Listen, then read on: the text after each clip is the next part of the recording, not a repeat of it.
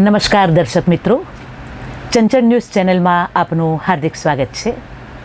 દર્શક મિત્રો, ચંચળ ન્યૂઝ ચેનલનો સાહિત્યિક આયામ જો કોઈ મોટો કહી શકાય તો એ છે સાહિત્ય યાત્રા એ શ્રેણી. અને આ શ્રેણી અંતર્ગત સાહિત્ય ક્ષેત્રે જેમણે પોતાનું અનન્ય યોગદાન આપેલ છે એવા સર્જકશ્રીના જીવન કવન વિશે તેમજ એવા સર્જકશ્રીઓની કૃતિઓનો આસ્વાદ કરવા માટે ચંચળ ન્યૂઝ ચેનલને એક નવેલ પહેલ કહી શકાય એ છે સાહિત્ય યાત્રા. દર્શક મિત્રો, આ પૂર્વે પણ આપણે ઘણા જ સર્જક મિત્રોનો પરિચય કેળવ્યો છે, એમની કૃતિનો પણ આપણે પરિચય કેળવ્યો છે.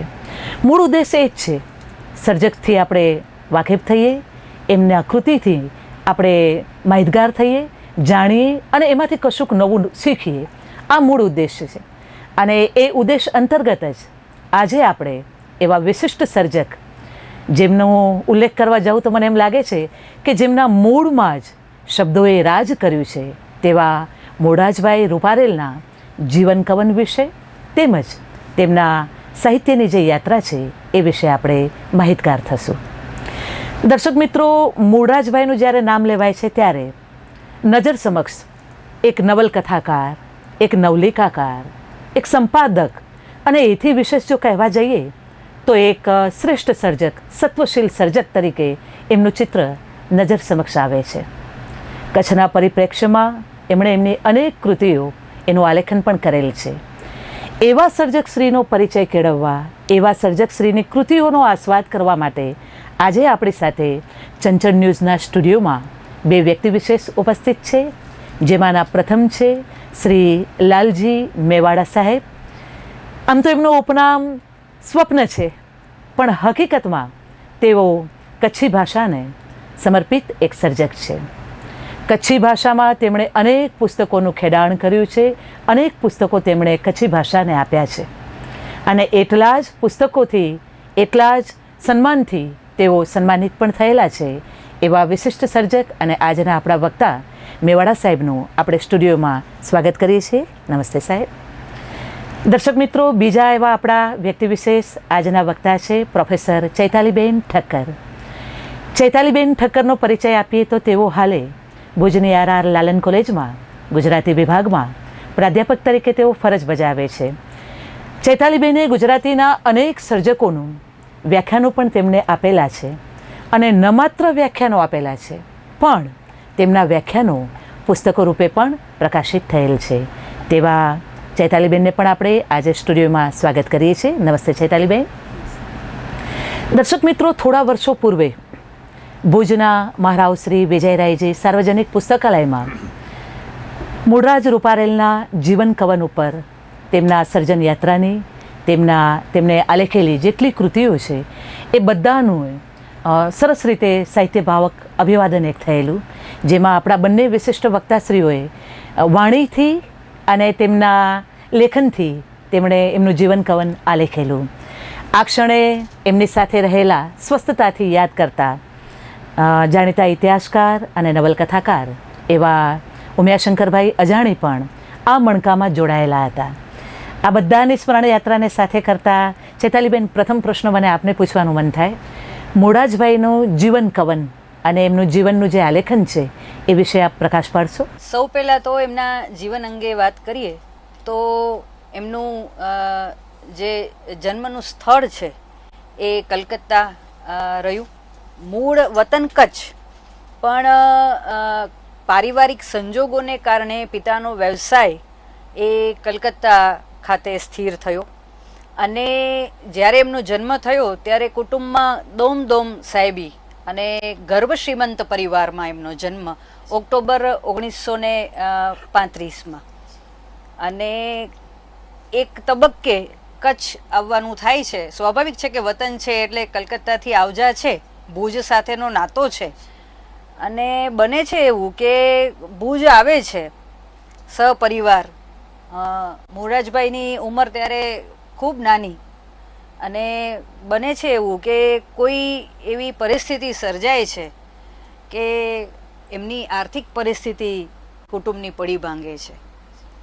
એ સમયે ખૂબ વિકટ પરિસ્થિતિમાં મુકાય છે, જ્યારે ખૂબ સાહેબીમાં એમનો જન્મ અને ઉછેર થવાની શરૂઆત થઈ અને એ ગાળામાં જ આવી કોઈ પરિસ્થિતિ એમને વેઠવાની થાય છે, જ્યારે એ બાળકને ખબર પણ નથી કે આ કઈ પરિસ્થિતિમાંથી કઈ પરિસ્થિતિમાં એમનું જીવન જઈ રહ્યું છે. એટલે આ બધી પરિસ્થિતિનો સામનો કરતાં કરતાં માતાએ એમને જશામાં એ મોટા કર્યા અને ભુજ, જામનગર અને મુંબઈ આ 3 ખાસ શહેરોમાં વ્યવસાય અને આર્થિક ઉપાર્જન માટે એમને જવાનું થાય છે. મુખ્યત્વે વ્યવસાય નામાં ન કર્યો, પણ એક તબક્કે સર્જનની કૂંપણ ફૂટી અને લખતા થયા. અને એક કિસ્સો છે એમનો કે બહુ નાની ઉંમરે પહેલી વાર એક સામાયિકમાં કે વર્તમાનપત્રમાં વાર્તા છપાઈ, ત્યારે એમને મિત્રોએ કહ્યું કે આના તો તારે પૈસા આપવા પડશે. એટલે આર્થિક પરિસ્થિતિ એટલી બધી કંઈ સદ્ધર નહીં અને એને એમ થયું કે આ તો લખવાના પૈસા આપવા પડશે. ત્યારે 15 રૂપિયાનો પુરસ્કાર મળ્યો પહેલો, અને એમને ત્યારે ખબર પડી કે લખવાના પૈસા આપવા નથી પડતા પણ પુરસ્કાર મળે છે. અને એ સમયે 15 રૂપિયાની તો કિંમત પણ કેટલી, અને બહુ નાની ઉંમરે સર્જન કર્યું. પછી ધીમે ધીમે ખબર પડી કે આ સર્જન કરવાથી અર્થોપાર્જન થાય છે, તો આને હું એક વ્યવસાય તરીકે પણ સ્વીકારી શકું. અને કુદરતની દેન કે એ લખી શક્યા, કેમ કે આર્થિક ઉપાર્જન માટે લખવું એ નક્કી કર્યા પછી લેખન થવું પણ જરૂરી છે. અને એ સમયગાળો એવો હતો કે લોકપ્રિય સાહિત્ય અને પ્રશિષ્ટ સાહિત્ય એ બંને પ્રકારના સાહિત્યની કોઈ ચોક્કસ ઓળખ મેળવ્યા વગર જ જુદા જુદા મુંબઈના સાહિત્યકારોના સંપર્કમાં એ આવે છે. એટલે એ રીતે કલમ એમની શરૂ થઈ. અચ્છા, મને એમ લાગે કે એક સર્જક એ જ્યારે એ સમયમાં જીવતા હોય છે, એ સમય, એ ઘટના, એ પ્રસંગો, આ બધામાંથી એક સર્જકનું સર્જકત્વ કદાચ ખીલે છે અને ખુલે છે. તો મોરારજીભાઈ પણ જે સમયમાં જીવ્યા છે અને એ સમયથી એમણે જે ખેડાણ કર્યું સાહિત્યમાં, તો એમણે તો સાહિત્યમાં અનેક સ્વરૂપોનું ખેડાણ કર્યું છે. ચેતાલીબેન, એમના સાહિત્યના કયા કયા સ્વરૂપોમાં એમણે યોગદાન આપ્યું છે એ જરા વાત કરશો? એમના સાહિત્ય સ્વરૂપના પ્રદાન વિશે વાત કરીએ તો મુખ્યત્વે નવલકથા અને નવલિકા એ 2 સ્વરૂપોનું એમનું પ્રદાન વિશેષ ધ્યાનપાત્ર બન્યું છે. આ સિવાય પણ લોક સાહિત્ય ક્ષેત્રે પણ એમનું પ્રદાન વિશેષ જોવા મળે છે. એટલે આમ જોઈએ તો પહેલા જે આપણે વાત કરી કે એક નવલકથાકાર, નવલિકાકાર, સંપાદક તરીકે પણ એમણે કદાચ ભૂમિકા ભજવી છે, અને આ બધાથી ઉપર જઈએ તો એક સત્વશીલ સર્જક તરીકે એમની ભૂમિકા વિશેષ રહી છે. અને નવલકથામાં તો એમણે માતબર સર્જન કર્યું છે. મેવાડા સાહેબ, નવલકથા ક્ષેત્રે મને એમનું યાદ આવે કે 2 ઘડીનું સુખ એ એમની જે નવલકથા છે અને પ્રવીણ પ્રકાશનમાં, તો એ વખતે ગોપાલભાઈ પટેલ કરીને એ જે પ્રકાશકમાં છે, એમણે વાત કરેલી કે મોરારજીભાઈએ એમની કલમને ક્યારે આરામ આપ્યો નથી. તો મેવાડા સાહેબ, એમણે નવલકથા ક્ષેત્રે જે ખેડાણ કર્યું છે એ વિશેની વાત આપણા દર્શક મિત્રોને કરશો? જરૂર બેન. પ્રથમ તો નવલકથાની એની ભૂમિકાની હું વાત કરું. ભારતીય સાહિત્યમાં વાર્તા ઘણા પ્રાચીન સમયથી લખાતી આવી છે અને રચાતી આવી છે. મહાકાવ્યમાં આખ્યાન, પ્રબંધ, રાશા, ફાગુ વગેરેમાં વાર્તા તત્વ દેખાય છે. છેક વેદકાળથી માંડીને અત્યાર સુધી વાર્તાઓનું સર્જન થતું રહ્યું છે. આમ વાર્તા એ અત્યંત લોકપ્રિય સાહિત્ય પ્રકાર છે. સંસ્કૃત સાહિત્યમાં તથા મધ્યકાલીન ગુજરાતી સાહિત્યમાં વાર્તાઓ રચાતી આવી છે. પરંતુ આજની નવલકથાનું સ્વરૂપ સંપૂર્ણપણે અર્વાચીન છે એમ જાણકારોનું કહેવું છે. જે સ્વરૂપે ગુજરાતી સાહિત્યમાં નવલકથા વિકસી છે એ આમ તો જોવા જઈએ તો પશ્ચિમની નિપજ છે, પણ પશ્ચિમના સાહિત્યમાંથી પ્રેરણા પામીને સાહિત્ય પ્રકાર આ ગદ્યના અનેક સ્વરૂપો કરતાં સામાન્ય જનમાં વિશેષ પ્રચલિત બન્યો છે. સાહિત્યના અનેક પ્રકારો કરતાં નવલકથા એ લોક આદર અને લોક ચાહના પ્રાપ્ત પણ કરી છે. આપણા સાહિત્યમાં અને વિશ્વના કોઈ પણ સાહિત્યમાં જનસમૂહની ઉર્મિઓનું પ્રાગટ્ય પદ્યમાં થયું છે, પરંતુ પછીથી તરત જ જનસમૂહે પોતાની આંતર લાગણીઓને વ્યક્ત કરવા ભાવનાનો પડઘો ગદ્યમાં જ વિશેષપણે નવલકથામાં જ વ્યક્ત કર્યો છે. એટલે છેલ્લા 100-125 વર્ષથી નવલકથા બીજમટી અને વટવૃક્ષ બની છે એમ કહી શકાય. નવલકથાનું સ્વરૂપ ગુજરાતી સાહિત્યમાં ખૂબ જ લોકપ્રિય રહ્યું છે. પછી તો ગોવર્ધનરામ ત્રિપાઠીની સરસ્વતીચંદ્ર કૃતિએ નવલકથાના સ્વરૂપને સ્થિર કરવામાં મુખ્ય ફાળો આપ્યો છે. આ સાહિત્ય સ્વરૂપે ભાવકોના હૃદયમાં આગવું સ્થાન પ્રાપ્ત કર્યું છે. નવલકથાના સ્વરૂપને અને લક્ષણો બાબત જો વાત કરીએ તો એને વ્યાખ્યાનબદ્ધ કરવા માટે આજ સુધી અનેક પ્રયત્નો વિવેચકોએ કર્યા છે. તેમજ પશ્ચિમના ઘણા વિવેચકોએ નવલકથાને વ્યાખ્યાબદ્ધ કરવા પોતપોતાની લાગણીઓ પોતપોતાની રીતે મૂલવી છે. આમ નવલકથા સાહિત્યની પરંપરા જોવા જઈએ તો ગુજરાતી નવલકથા સાહિત્યના મંડાણ ઈસવીસન 1866માં નંદશંકર તુલજાશંકર મહેતાએ રચિત કરણઘેલોથી થાય છે.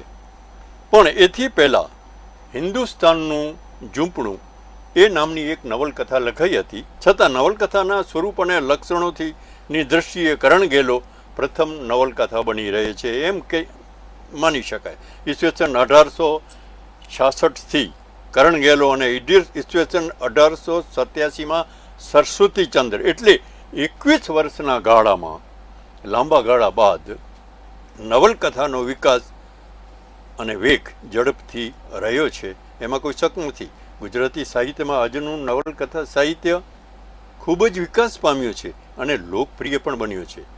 સાહિત્ય એ જીવનનો અરીસો છે.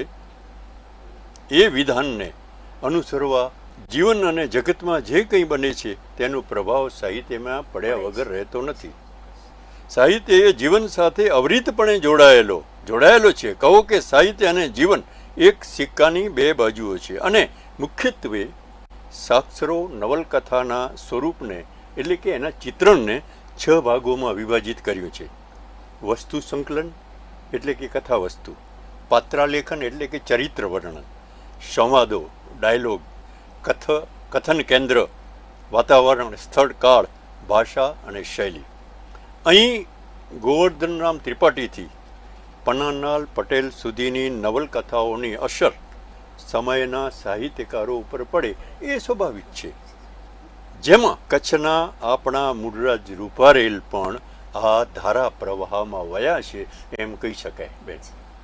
અને એમની પહેલી નવલકથા અવાવરુ ઓરોડા 1975માં લોકપ્રિય પ્રકાશન દ્વારા એમનું પ્રકાશન થયું. આમ તો તેમણે 23 નવલકથાઓ લખી છે. 3 નવલકથાઓ ઉમાશંકર અજાણીભાઈ સાથે લખી છે, 6 નવલિકા સંગ્રહો, 4 સંપાદનો, 1 હિન્દીમાં અને 3 લોકકથાઓ જનતાને ભેટ ધર્યા છે. અહીં હું અવાવરુ ઓરડાનું એક ભાવક તરીકે રસ દર્શન નિરૂપણ કરું તો વાર્તા નાયકનું મનોમંથન, તેનું ભાવિ વિશ્વ, પાત્રોનું સુચારું આલેખન અને સત્ય અને સંવેદનાના પ્રતીકો અને કલ્પનો તેમાં ભરપૂર આલેખાયા છે. ગ્રામ્ય સંસ્કૃતિ અને શહેરીકરણથી બદલાયેલા જીવનના મૂલ્યો અને સંઘર્ષ પણ તેમાં બખૂબીથી નિરૂપાયું છે. સ્ત્રી પુરુષની વેદના, પીડા, એકલતા તેમજ વિષાદમય મન સ્થિતિનું વાસ્તવિક દર્શન નિરૂપણ એમાં નવલકથામાં જોવા મળે છે. આમ સાંપ્રત નવલકથાનો અભ્યાસ કરતાં આપણને એમ જણાય છે કે નવલકથામાં રજૂ થયેલા પાત્રોની વૈચારિકતા, ઘટના તેમજ સર્જકનું દૃષ્ટિબિંદુ વગેરેથી ચકાસતા તેમની કૃતિઓ લોકભોગ્ય એટલે જ બનવા પામી છે એમ જરૂર કહી શકાય. બીજી એક નવલકથા એમની છે પડકાર અને પારખા, જે 1983માં પ્રગટ થઈ. લોકપ્રિય પ્રકાશન દ્વારા તેનું પણ પ્રકાશન થયું, જે કચ્છની એક ઐતિહાસિક ઘટના પરથી પાત્રાલેખન અને દસ્તાવેજીકરણ જેવું કામ આ નવલકથા દ્વારા એમણે કર્યું છે એમ કહી શકાય. નવલકથા ઇતિહાસની સામગ્રી ઉપાડે એટલું પૂરતું નથી, પણ એ કૃતિની ઐતિહાસિક ગણી ન શકાય, કેમ કે અહીં મુખ્ય પ્રશ્ન ઐતિહાસિક વાસ્તવિકતાને યથાર્થ કરવાનો છે, જે માટે ઇતિહાસ લેખન પૂર્વે મૂળ પરોપેક્ષમાં રજૂ કરવાની કળા, કથા સામગ્રી અને પાત્રોને યોગ્ય ન્યાય આપવાની વાત એ મૂળ પાયાની વાત બની રહી છે. તે સમયે પ્રવર્તતી રૂઢિઓ, માન્યતાઓ, પહેરવેશ, બોલચાલમાં વપરાતા શબ્દો, વાક્ય પ્રયોગો, રૂઢિપ્રયોગો, પાત્રોના મૂળભૂત ભાવો પ્રતિફલિત થાય અને થવા જોઈએ. માત્ર વિગતોનો ખડકોલો એમાં ન હોવો જોઈએ. આ બાબતે લેખકે નવલકથાઓમાં બહુ ગંભીરતાથી લીધી છે, તેમજ તેઓ બહુ જ સચેત રહ્યા છે એમ કહી શકાય. આમ જોઈએ તો એમની નવલકથા એ આપણે સુરેશ જોશીના છિન્નપત્ર કહીએ કે રાધેશ્યામ શર્માનો ફેરો કહીએ, રઘુવીરભાઈની અમૃતા કહીએ કે પછી ચંદ્રકાંત બક્ષીની પેરાલિસિસ કહીએ, આ બધા જ કૃતિની સમકક્ષ એમની કૃતિને મૂકી શકાય. એમની નવલકથાને ચોક્કસ એ હરોળમાં આવી શકે એટલા એ સક્ષમ સર્જક કહી શકાય એમ છે કે નહીં? અને મને લાગે છે મોડાજભાઈએ અને ઉમિયાશંકરભાઈ અજાણીએ આ બંને ભેગા થઈને પણ નવલકથાનું ખેડાણ કરેલું છે. તો મેવાડા સાહેબ એ વિશે આપ જરા વાત કરશો. જી બેન, હવે મોરાજભાઈ અને અજાણીભાઈ સાથે લોક સાહિત્યના 2 પુસ્તકો આપ્યા છે.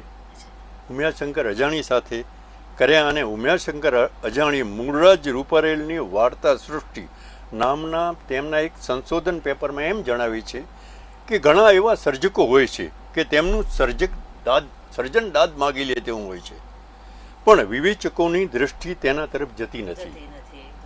મૂળરાજભાઈ રૂપારેલ એક સમર્થ સર્જક હતા અને તેમનું નવલકથા કે નવલિકા અને લોક સાહિત્ય ક્ષેત્રે કાલજયી પ્રદાન છે એમ જરૂર કહી શકાય. કારણ કે તેમણે 30 નવલકથાઓ આપી છે. ગુજરાતી સાહિત્યને તેમણે 30 નવલકથા, 3 લોકકથા, 5 વાર્તા સંગ્રહો, 5 સંપાદનો, સંસ્મરણોનું 1 અને 1 ચિંતનનું, આ બધા પુસ્તકો એમણે ગુજરાત સાહિત્યને ભેટ ધર્યા છે. આમ તેમના 45 જેટલા પુસ્તકો પ્રકાશન થયા છે અને તે પછી પણ તેમની 3 કથાઓ અને 1 નવલિકા સંગ્રહનું પ્રકાશન થયું છે. આ બધામાં કોઈ ને કોઈ રીતે ઉમિયાશંકરભાઈ સાથે જ રહ્યા છે. ત્યાં ક્યાંક માર્ગદર્શન આપ્યું છે તો ક્યાંક લેખન પણ કર્યું છે.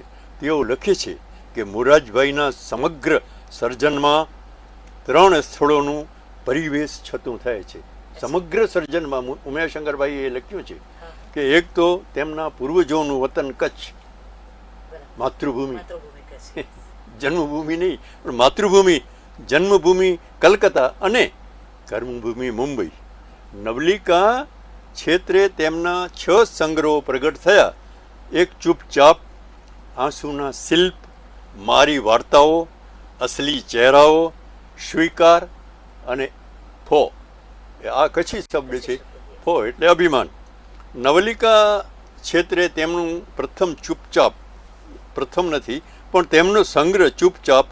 આગળ ઉમિયાશંકરભાઈ લખે છે કે વાર્તા અર્વાચીન કાળની આધુનિક ઢબની હોવા છતાં અદ્યતન કાળમાં માનવીય મૂલ્યોને પોષતી આ વાર્તાઓ પાછળ વાર્તાકારનો ઉદ્દેશ ખાલી કલા ખાતર કે કલાનો નહીં પણ માનવીય હૈયામાં પ્રગટતી દયા, કરુણા અને જીવનના અનેક પાસાને ઉજાગર કરવાનો રહ્યો છે.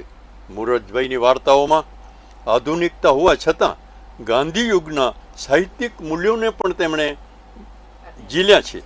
આમ છતાં દરેક વાર્તાકારે પોતાનું એક આગવું મનોલોક હોય છે. તેથી તેમની વાર્તાઓમાં વિશેષતા જોવા મળે છે. વાર્તાકાર, તેમની નવલકથા, તેમની મનોલક્ષણતાનું સુપેરે દર્શન થાય છે. તેમનો ઉદ્દેશ માનવીના વેદનાગ્રસ્ત જીવનના દર્શન કરાવવાનો રહ્યો છે. સમગ્ર સર્જનને જોતા તેમના સમગ્ર સર્જનનું મૂલ્યાંકન કરતા જણાય છે કે તેમનો અભિગમ માત્ર વિરૂપતાને ચિતરવાનો નથી અને માનવ સ્વભાવને પારખવાની તેમનામાં સૂઝબૂઝ છે. તો ક્યાંક પોતાના જીવનના અનુભવો પણ તેમણે ઉપયોગમાં લીધા છે. એટલે તેમની અનેક ખૂબીઓ તો નોંધી છે પણ એક મિત્રના દાવે ક્યાંક અંગુલી નિર્દેશન પણ કર્યું છે. સાચા મિત્ર એ જ કહેવાય આમ તો, છે કે નહીં? હા, એટલે સમસર્જક, સંવેદક કહી શકાય અને કદાચ એમ કહીએ કે મૂળરાજભાઈની સૌથી નજીકને એમને જો કોઈ પરિચિત હોય, એમને કોઈ ઓળખતા હોય તો એ ઉમિયાશંકરભાઈ અજાણી કહી શકાય એમ છે. ચૈતાલીબેન, મૂળરાજભાઈએ ટૂંકી વાર્તા ક્ષેત્રે પણ એમનું પ્રદાન રહેલું છે. આપ થોડા એ વિશે પ્રકાશ પાડશો? લાલજીભાઈ હમણાં જેમ એમના વાર્તા સંગ્રહનો ઉલ્લેખ કર્યો અને એના નામોલ્લેખ આપણને મળ્યા, તો વાર્તા સંગ્રહોમાં સૌથી પહેલાં ચૂપચાપ છે તે 1964માં પ્રગટ થાય છે અને એક વાર્તા સંગ્રહ છેલ્લે જે આવ્યો તે 1997 એમના જે અવસાનની જે સાલ છે ત્યારે આવે છે. એટલે બધી જ વાર્તાઓ આમ જોવા જઈએ તો ક્યાંક 20-25ની સંખ્યા એમના વાર્તા સંગ્રહોમાં જોવા મળે છે. એટલે 125 સુધી એમની વાર્તાઓનો આંકડો પહોંચે એમ છે. અને આ બધી વાર્તાઓમાં આપણે જોઈ શકીએ છીએ કે જુદા જુદા વિષય વસ્તુનું આલેખન છે. સાથે સાથે એમ પણ કહી શકાય કે એ જે જમાનામાં લખતા હતા એ જમાનાની તાસીર તો છે જ, પણ ગાંધી યુગનો પ્રભાવ ખરો. અને કેમ કે સમાજ જે છે એ સાહિત્યમાં ઝીલાયા વગર રહી ન શકે. આધુનિક સાહિત્યના પ્રવાહો પણ ક્યાંક ક્યાંક જાણે અજાણે એમને સ્પર્શ્યા છે. એટલે જે સમાજમાં થઈ રહ્યું છે અનાયાસ પણ એમના સાહિત્યમાં વણાયું જ છે. પરિવેશ તરીકે ભુજ, જામનગર કે મુંબઈ હોય, પણ એક વાર્તા છે એમનો ઢોરવાળો, તો એનામાં આપણે સમજી શકીએ છીએ કે માનવ સંબંધો અને સ્ત્રી પુરુષ સંબંધોની જે સંકુલતા છે, જે સર્જક પોતાની ક્રિએટિવિટીમાં ઢાળીને આપણને કહે છે. એટલે એ જ્યારે આપણે વાર્તાઓ વાંચીએ ત્યારે ખ્યાલ આવે કે કેટલીક વાર્તાઓ હતાશા કે નિરાશા તરફ જાય છે, પણ એ વાર્તાઓ સમાજના વાસ્તવને રજૂ કરે છે. હા, એટલે ત્યારે ગાંધી યુગની નજીકની લાગે છે, પણ આધુનિકતાનો સંસ્પર્શ પણ એમની વાર્તાઓમાં છે એમ પણ કહી શકાય. અને 1975માં એમણે એક જે સંપાદન કર્યું પોતાની જે શ્રેષ્ઠ વાર્તાઓનું, ત્યારે એકાદ વિવેચકે એવી પણ એમની નોંધ લીધી કે હજી તમારી કલમ ચાલુ છે ત્યાં સુધી તમે શ્રેષ્ઠ વાર્તાઓનું સંપાદન એમ કહો, પણ પછી પણ 2-3 સંગ્રહો બીજા આવ્યા છે, એટલે હજી પણ આનામાંથી શ્રેષ્ઠ અમને મળશે એવી આશા પણ છે. એટલે એમની ટૂંકી વાર્તાઓમાં 5-6 સંગ્રહો મળ્યા કુલ, અને 6 સંગ્રહોમાંથી 125 જેટલી વાર્તાઓ મળે છે. માતબર સર્જન કહી શકાય એમ છે. એક સર્જકમાંથી મને એમ લાગે છે કે કેટલો એમના અસ્તિત્વનો ઓજસ નીકળતો જાય છે. નવલકથાકાર, નવલિકાકાર, ટૂંકી વાર્તામાં પણ એમનું એટલું જ પ્રદાન, સંપાદનમાં પણ એટલું જ છે. મને લાગે છે એમનું લોકકથામાં પણ એટલું જ યોગદાન રહેલું છે. તો મેવાડા સાહેબ, મૂળરાજભાઈને લોકકથામાં જે એમનું યોગદાન છે એ વિશેની વાત કરશો? જો બેન, લોક સાહિત્ય અને લોકકથા ક્ષેત્રે પણ તેમનું બહુ મૂલ્ય પ્રદાન છે. લોકકથા અને લોક સાહિત્યની તેમણે બહુ ઉમદા સેવા કરી છે એમ કહી શકાય. આ ક્ષેત્રે તેમનું કાલજરી પ્રદાન છે એમ પણ કહી શકાય, કારણ કે તેમણે 3 પુસ્તકો લોક સાહિત્યને આપ્યા છે, જેમાં લેખકે નાયક અને નાયિકાના આંતરવાય વ્યક્તિત્વને ખૂબ સમજણપૂર્વક રજૂ કર્યું છે. જરી પુરાણા રીત રિવાજો, વિધવા જીવનના કેટલાક નિયમોમાં નાયિકાનું ન રહેવાનું છતાં પણ નાયિકાના આંતર વ્યક્તિત્વને ખૂબ જ વિકસાવ્યું છે. આ બાબત છે એ બહુ નોંધ કરવા જેવી છે. તેમના સંવાદોમાં વેધકતાને બદલે સરળતા, પાત્રોની માનસિક ગૂંચ સ્વાભાવિક રીતે રજૂ કરતા વાંચકના આંતરમનને કરુણતા તરફ દોરી જાય છે. ત્યારે આપણે એમ કહી શકીએ કે મૂળરાજભાઈએ લોકકથાઓ મનોવૈજ્ઞાનિક બની રહે છે.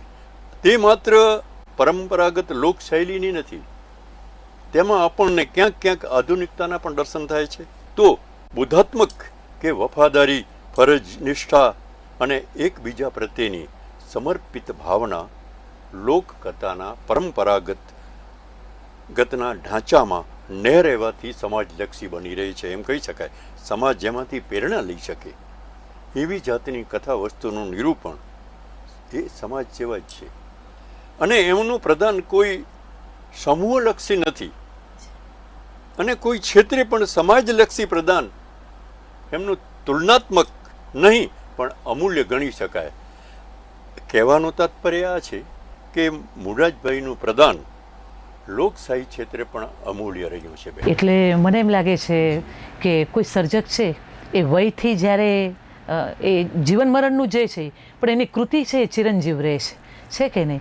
અને મૂળરાજભાઈની તો જ્યારે વાત કરે છે ત્યારે મને એમ થાય છે કે એમના લોહી અને લાગણીમાં શબ્દો જ નીતરે છે ત્યારે ચેતાલીબેન એવું કોઈ ક્ષેત્ર કે એવા કોઈ સાહિત્યનું સ્વરૂપ રહી નથી જતું ને કે જેમાં એમનું પ્રદાન હોય અને આપણે અભિવ્યક્ત કરતા રહી જતા હોય, તો એવું કોઈ હોય અને અનિવાર્ય હોય તો ચોક્કસ આપ એ વિશે પણ વાત કરશો. જરૂર આપણે વાત કરીએ એ વિશે, કેમ કે સંપાદનની અને અનુવાદની વાત થઈ તો એ પુસ્તકોના ઉલ્લેખો પણ કરવા જરૂરી છે. સંપાદનમાં બે મુખ્ય સંપાદનો કહી શકાય તેવા છે, ખારી ભોમકા મીઠો ફાલ અને ખારા પાણી મીઠી કૂપટ. તો બંનેમાં એકમાં પ્રથમ સંગ્રહ છે એ 1975માં આવે છે અને બીજો સંગ્રહ 1977માં આવે છે. બંને સંપાદનો છે અને કચ્છના એ સમયના તત્કાલીન વાર્તાકારોની વાર્તાઓ એમણે એમાં સંપાદિત કરી છે. એટલે અત્યારે પણ જો કોઈ સંશોધક કચ્છના સાહિત્યના ઇતિહાસને તપાસવા માંગે અને એ સમયના સાહિત્યને જોવા ઈચ્છે તો તે સમયે કયા કયા સર્જકો લખતા હતા, એની કલમ કેવી હતી, એ જાણવું હોય તો આ એક બહુ મહત્વના સંપાદનો બની રહે છે. સાથે સાથે અનુવાદનું પુસ્તક પણ એમણે બે પુસ્તકો એમણે પ્રગટ કર્યા છે. એનામાં એક પુસ્તક છે સાગર સંવાદ, જેમાં કચ્છના સર્જકોની વાર્તાઓના હિન્દી અનુવાદો પ્રગટ થયા છે, અને બીજું એક પુસ્તક છે સમંદરના સોબતી. હવે આ એમના અવસાનને તો ઘણા વર્ષો થયા, પણ નિરંજનાબેન એમના પત્ની હયાત હતા ત્યાં સુધી આ બધા પુસ્તકો એમણે સાચવ્યા અને હજી પણ એ વારસો સચવાયો છે. પણ કેટલાક પુસ્તકો એવા છે કે જે અપ્રાપ્ય બન્યા છે, ત્યારે આપણને એ વસવસો પણ રહે કે એ પુસ્તકો કોઈ ભુજની કે કોઈ લાઇબ્રેરીમાંથી પણ આપણને મળે તો એક આખા સર્જકનું સર્જન સમગ્રતયા આપણે જોઈ શકીએ. અને વિશેષ જો વાત કરું તો એમને સુરખાબ નામનું જે સામાયિક છે એ 1965થી કરી અને એમના અવસાનના સાલ સુધી 1997 સુધી એમણે ચલાવ્યું. સાંગોપાંગ એ એમણે સામાયિક ચલાવ્યું, અને સામાયિક ચલાવવું એ કેટલી અઘરી વસ્તુ છે આપણે સમજી શકીએ છીએ અત્યારના સમયમાં પણ અને તે સમયમાં પણ. એટલે સંપાદન, અનુવાદ અને આ સામાયિકને જે એની ધુરા સંભાળવાનું કામ છે એ પણ બહુ મહત્વના કામો એમણે કર્યા. આમ જોઈએ તો મોરારભાઈના એક વ્યક્તિત્વમાંથી અનેક સાહિત્યના સ્વરૂપોનું જાણે આમ આલેખન થતું હોય ને એ આપણને જોવા મળે છે. અત્યારે આપણે જ્યારે રૂપારેલ સાહેબને આપણે આ રીતે યાદ કરીએ છીએ ત્યારે એ કયું કારણ છે કે જેને આપણે જે કારણે આપણે અત્યારે એમને યાદ કરીએ છીએ, એમનું કેવું પ્રદાન રહ્યું છે? તો મેવાડા સાહેબ આપ એ વિશે જરા વાત કરશો. બહુ સરસ પ્રશ્ન છે. સાંપ્રત સમયમાં જોવા જઈએ તો ખરેખર પહેલી આ ચંચળ ન્યૂઝનો આભાર માનવો જ રહ્યો. અત્યારે ઇલેક્ટ્રોનિક મીડિયાનો છે આ જમાનો, ત્યારે મને લાગે છે કે પ્રિન્ટ મીડિયા તો આમ વિકલાંગ બની ગયું છે. હવે સાંપ્રત સમયના સર્જનનો તુલનાત્મક અભ્યાસ કરવા જઈએ તો પૂર્વે રચાયેલા સાહિત્ય અને આજના સાહિત્ય તરફ ઘણો તફાવત જોવા મળે છે. ત્યારે આપણી એ ફરજ બને છે કે લોકો પૂર્વસૂરીઓના સર્જનને જાણે, માણે તેમજ પ્રેરણા લે. ત્યારે અત્યારના સમયમાં તેમને યાદ કરવાની ખાસ જરૂરત બની રહે છે. હું તો આ કાર્યક્રમ માટે આયોજકો અને ચંચળ ન્યૂઝને ધન્યવાદ પાઠવું છું. અને અત્રે આ કાર્યક્રમ યોજી સાહિત્ય અને લોક સાહિત્યને સમર્પિત એવા વ્યક્તિને આપણે યાદ કરીએ છીએ અને આજીવન સાહિત્યની જેમણે સેવા કરી છે. અને ઉમિયાશંકર ભાઈને કચ્છ ક્યારેય પણ ભૂલી નહીં શકે. બે ઘડીનું સુખ નવલકથામાં ગોપાલભાઈ પટેલ લખે છે કે આ જીવન તેમણે કલમને આરામ કરવા દીધી નથી. ભીની આંખ અને ભર્યા ભર્યા હૃદયનું વ્યક્તિત્વ વિદાય પછી પણ વાગોડવાનું ગમે એવું એક નામ એટલે મોરારભાઈ રૂપારેલ. તમે જે વાત કરી મને એમ લાગે છે એમાં બધું જ આવી ગયું. હા, કે વિદાય પછી પણ વાગોડવું ગમે એમ. અને સર્જક તો ત્યારે જ સાચા, કારણ કે એમની કૃતિ છે ચિરંજીવ બનતી જાય છે. એટલે સર્જક માટે તો એમ કહું અજરામર શબ્દ પણ કદાચ લાગુ પાડી શકાય, કારણ કે એમની દીર્ઘજીવી એમનું આયામ આખું હોય છે એમ થાય. ચંચળ ન્યૂઝના ચેનલમાં આજે આપણે મોરાર રૂપારેલના જીવન કવન વિશે ભાવક મૂલ્યાંકન કર્યું, એમના કૃતિનું પણ આપણે આછેરો આસ્વાદ કર્યો છે. આશા રાખીએ કે આપણને યોગ્ય લાગ્યું હશે દર્શક મિત્રો. અને આપણા માટે આ બંને વિદ્વાન વક્તાઓએ અહીંયા એમનો કિંમતી સમય ફાળવ્યો છે એ બદલ અમે ચંચળ ન્યૂઝ ચેનલ વતી આપ બંનેનો ખૂબ ખૂબ આભાર વ્યક્ત કરીએ છીએ. અને દર્શક મિત્રો, આ સાહિત્ય યાત્રાની શ્રેણી છે એ ક્રમશઃ ચાલતી જ રહે છે. નવા સર્જકના પરિચય સાથે પુનઃ આપણે મળીશું. ત્યાં સુધી નમસ્કાર.